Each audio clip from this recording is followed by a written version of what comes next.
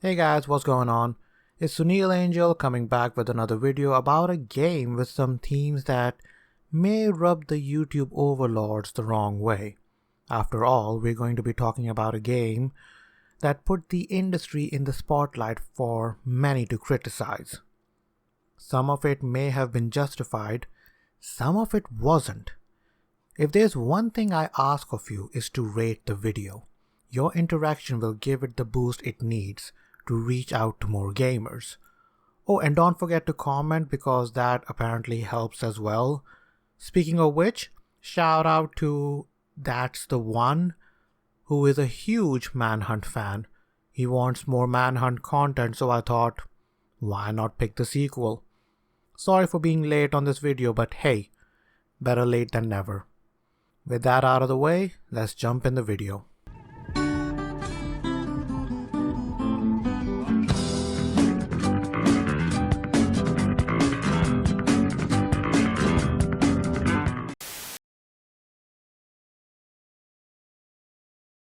Well, after giving my honest opinion on Rockstar's Manhunt on PS2, I began digging around to see if I could get my hands on the sequel, but I did not want to play the censored/edited version of the game. I wanted to play the game in its full gory detail, and after scouring the net, I managed to get my hands on, well, I can only describe it as the closest I would ever get to playing the unedited version. Yes, there is the PC version, but I wanted to play the PS2 version and see what the fuss was all about.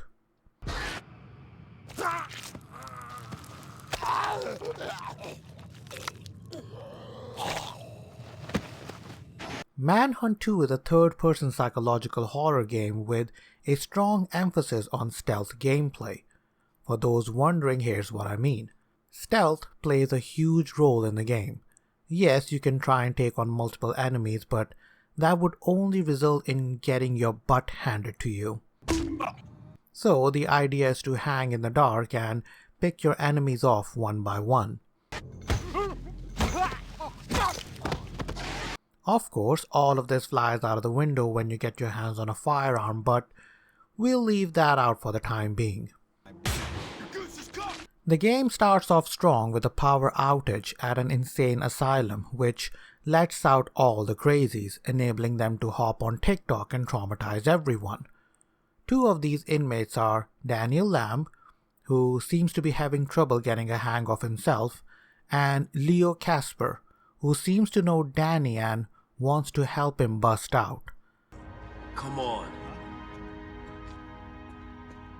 You want to get out of here? Then come on. After escaping the asylum, you as a player embark on a journey to discover Daniel's past and the role Leo played in his life. Danny, listen.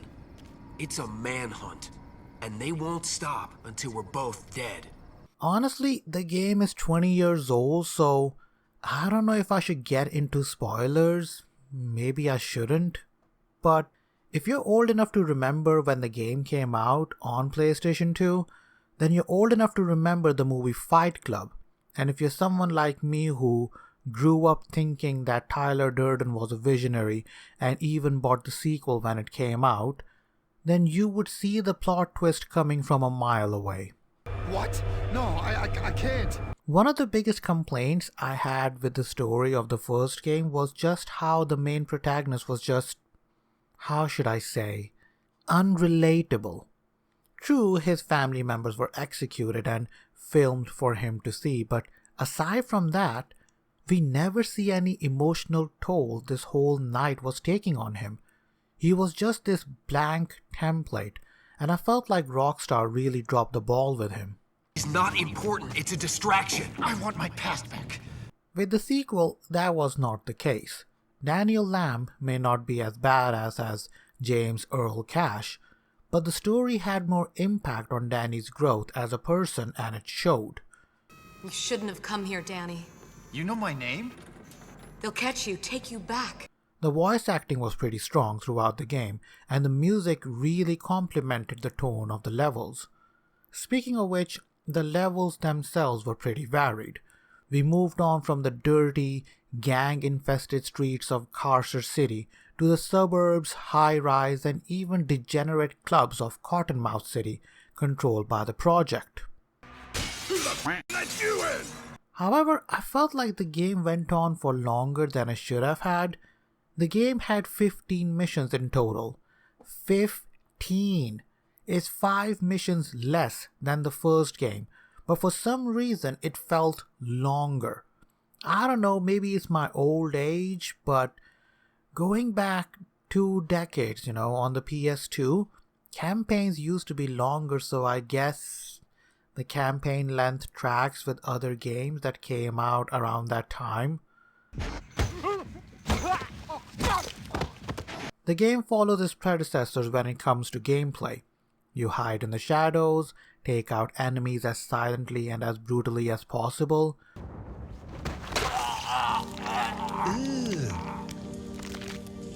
Brother, There are 3 classifications of weapons. The green ones are your one-time use weapons. What the?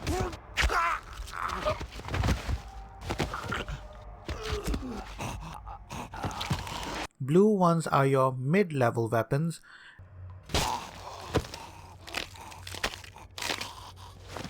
And then you have the red ones, which are powerful to use, but they also create the most noise.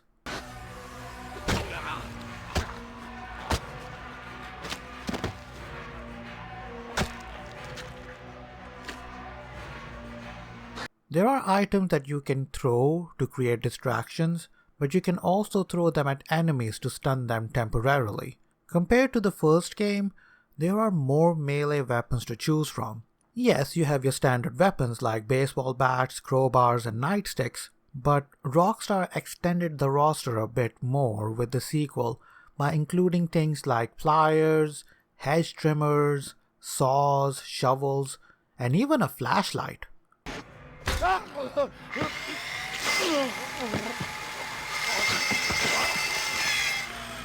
But all of that goes out of the window when you get your hands on a firearm. And just like melee weapons, the roster for firearms have also been expanded. We got handguns, shotguns, and rifles, but now you can also use tranquilizer guns and crossbows. And the best part? You can use firearms to execute enemies this time around.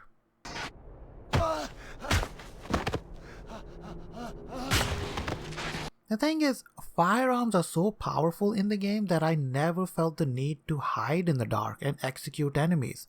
I just took them out from cover one by one. It kind of made the game a little bit easier for me, but that does not mean I was able to breeze through the levels. I still had to strategize and plan my route to get through, especially in the earlier sections of the game where stealth is the only option. Couple of other features have also been added. If you create a distraction too close to yourself while hiding in the dark, the investigating hunter can find you.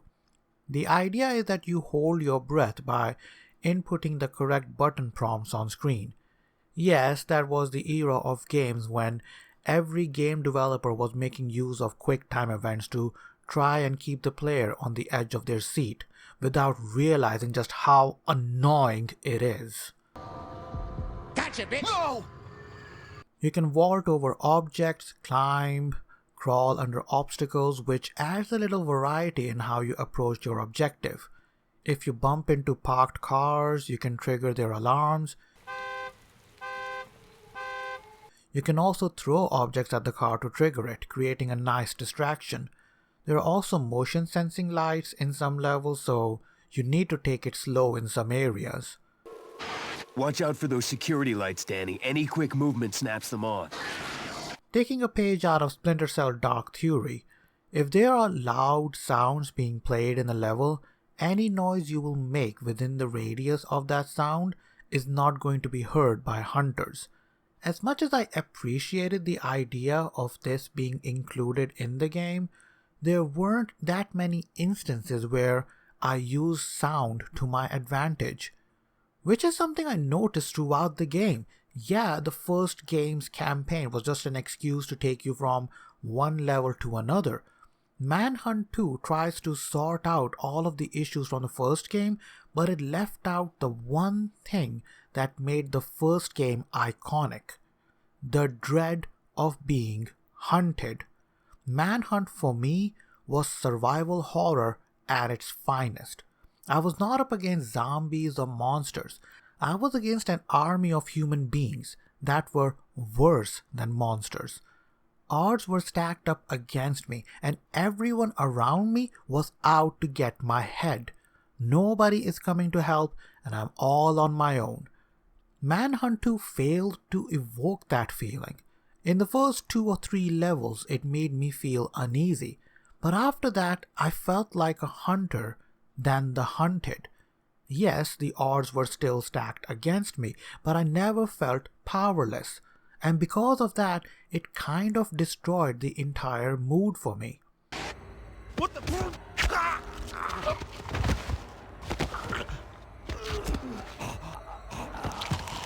Another issue I had with the game was its AI. In the first game, it was easier for me to sneak behind an enemy, but in the second game, the AI lacks the polish of the first game. From enemies getting stuck behind obstacles, randomly turning around because the enemy had trouble navigating their patrol routes, or just being plain dumb.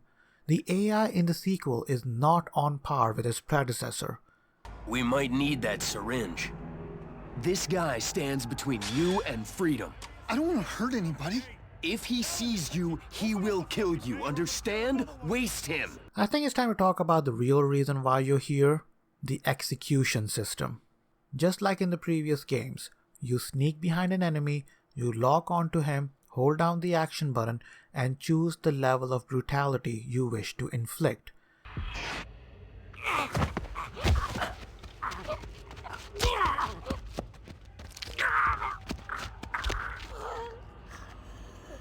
There are 3 levels of brutality, with the red ones being the most brutal ones.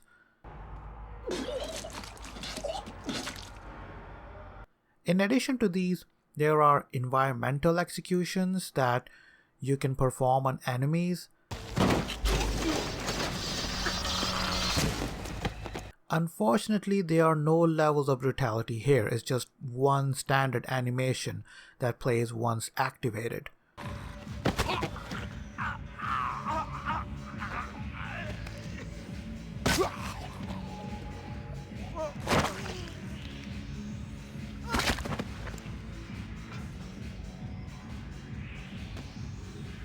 Oh, and you can also perform executions from air as well this time around.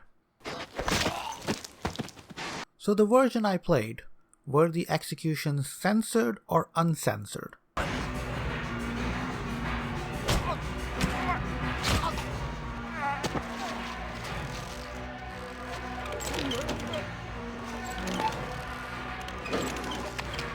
Well, the version I played did not have any seizure-inducing filters in it.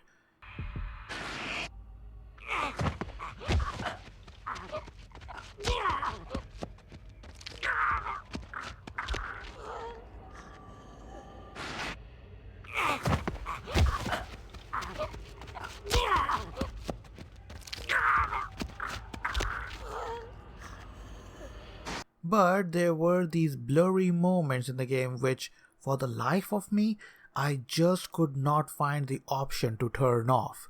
So I think I got the one that was released in America, and the one with the color filters is the EU version that Rockstar released a year later.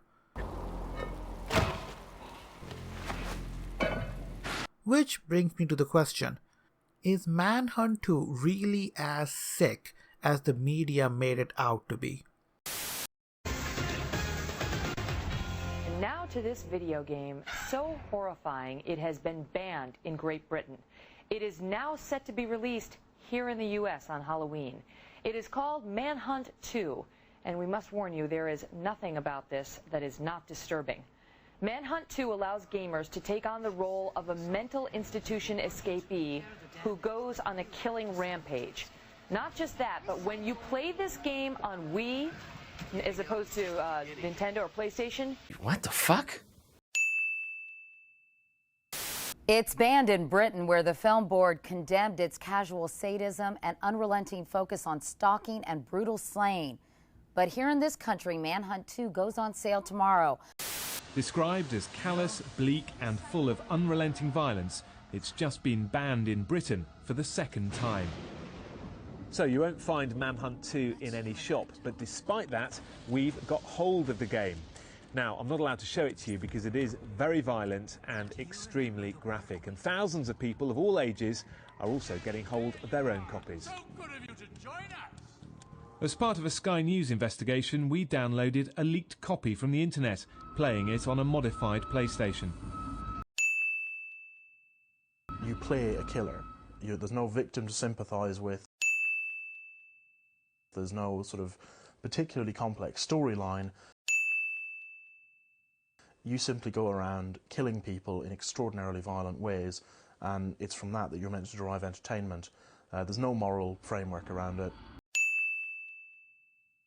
To be honest, by today's standard of gaming, Manhunt 2 is nowhere near as brutal as, say, The Last of Us Part 2 or Warhammer 40k Space Marines 2, or any other 18-rated game that came out on current or last gen.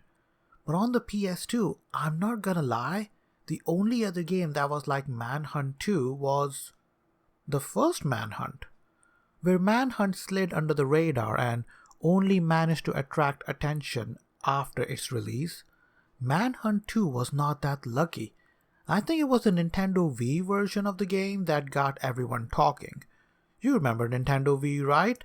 The underpowered console with janky motion sensing joysticks that tired the heck out of you because you were spending most of your time flailing your arms around like an idiot rather than playing games in a relaxed position? Yeah, well, the Nintendo Wii version of the game required players to use the joysticks to make gestures that would mimic the executions on screen. For those of you who know the Wii console, it's got a lot of great games on it. It's very popular, and one of the reasons it's so popular is because it's got a unique way of interacting with it. You use the controller in a motion sensing way. So if say you're playing tennis, you would swing the controller. In this case, with Manhunt 2, if you're using the controller, you would actually be making stabbing motions into somebody's neck with a knife or a glass shard or something in the game. So that has some people worried about what this does to kids' interaction. Won't somebody please think of the children?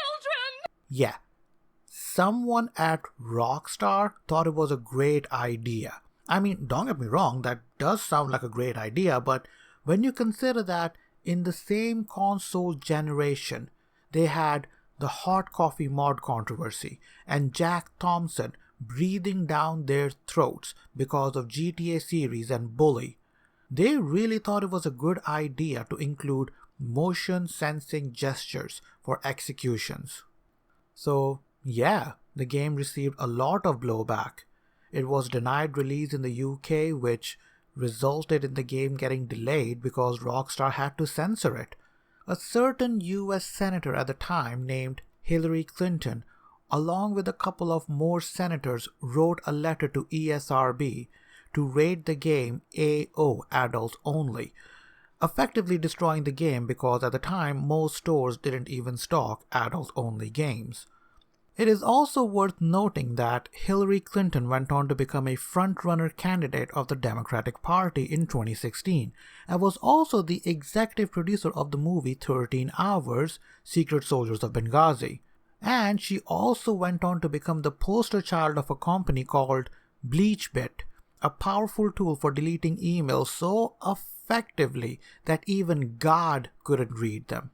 Shut up, silly woman. What made this entire debacle even more ridiculous is that Manhunt 2 came out on 29th of October 2007 in North American regions and 31st of October 2008 in Europe, a full year late. Bro, Xbox 360 came out in 2005 and PS3 came out in 2006. So all of this kicking and screaming over a game that was coming out on consoles that were going to be made obsolete. Bro, even Nintendo Wii became obsolete, and that was before the next iteration of the console came out. But while we are here, let's talk about the games that came out on those newer consoles. We had Heavy Rain.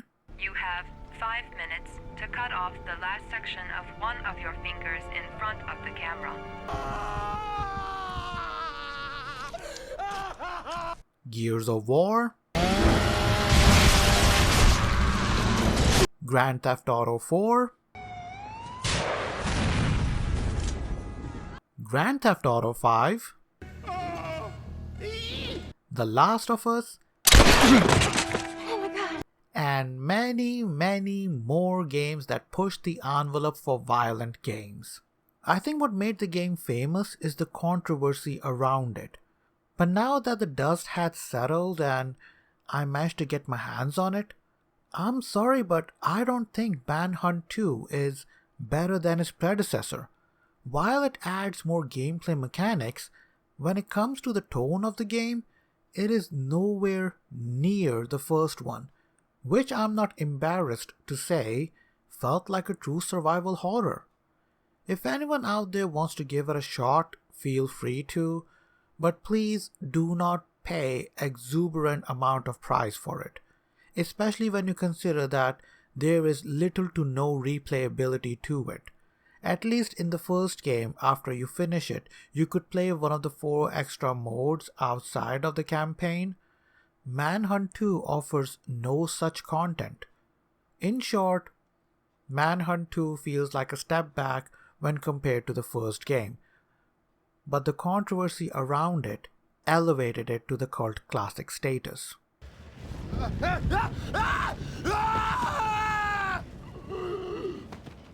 Anyways, that's enough from me. Hope you enjoyed the video. Let me know in the comment section below if you agree or disagree with my take, or if there's a PS2 game you want me to play and give my opinion on. Oh, and don't forget to rate the video. I'm a part-time YouTuber, so your engagement with the channel will help me a lot in the long run. Peace out, angels, and stay awesome.